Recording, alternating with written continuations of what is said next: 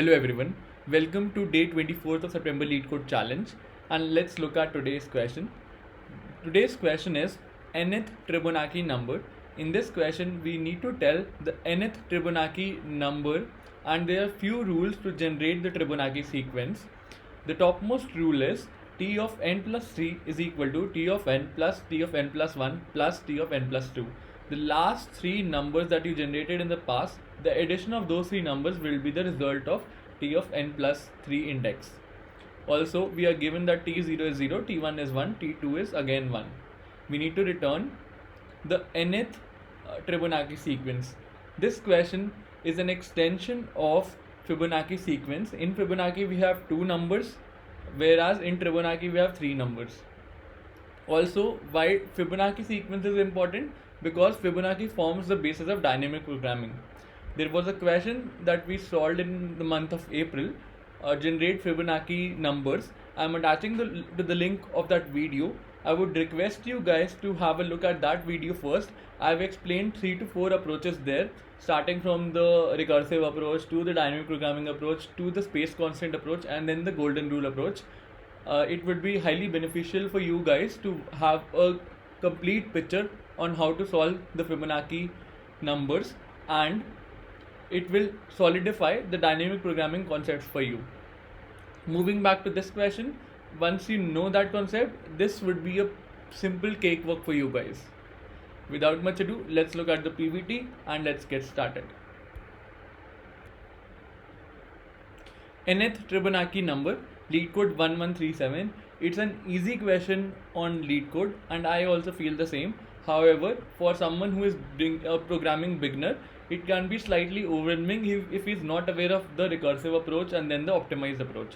And I hope you have already seen the video that I just mentioned. So let's get started. Here we are given three numbers. T of 0 is 0, T of 1 is 1, T of 2 is again 1. So we will be start building our logic starting from T3 till whatever value of n is given to us, where n is greater than or equal to 3. So let's build it up till 5, so as to simplify the various test cases. This first index that we have is 3, and what is the value of A? A is 0. What is the value of B? B is 1. That corresponds to T of n plus 1. And what is C? C is again 1. T of 2, which corresponds to T of n plus 2. What is the sum of these three numbers? 0 plus 1 is 2. So what you're going to do, let me just change the color of pen for better understanding. And once we have calculated the answer for T of 3, which is 2, we will simply update the variables A, B and C. How? Let me just show that to you. We'll copy the value of B at A, so A gets 1. The value C gets copied to B. Value of sum gets copied to C. So let me just write those in RS format. And what is the sum at the fourth index? It is 1 plus 1 plus 2, which is 4. Let's move ahead. Next we have is 5. Let me just change the color of pen again. And what we are going to do, we'll copy the value of B to A. This gets copied here 1. This gets copied here, which is 2. This gets copied here, which is 4. So what is the sum? 1 plus 2 plus 4, which is 7. 7 is the answer. Let's do it for another index as well. Let's use magenta this time. Next we have index as 6, and what we are going to do, B gets copied to A, 2. 4 gets copied to B, and 7 gets copied to C. What is the sum? 4 plus 7, 11, 11 plus 2, 13. So the answer is 13. You will continue doing this till the time you don't reach the index n, and in the end, once you have calculated the answer, the sum, you will simply return it as soon as the computation for your nth index is done. This is what we'll exactly do in the coding section.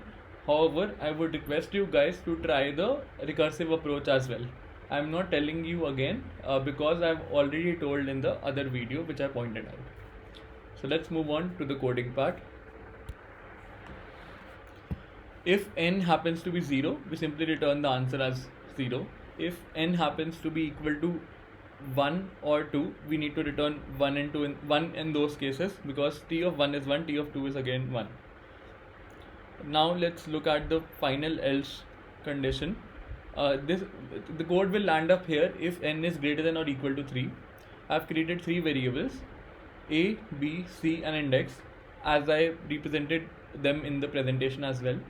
And I've taken a 4th variable, which is sum. Till the time my index is less than equal to sum, I calculate the sum. Sum equals to a plus b plus c. I increment the value of index for the next iteration.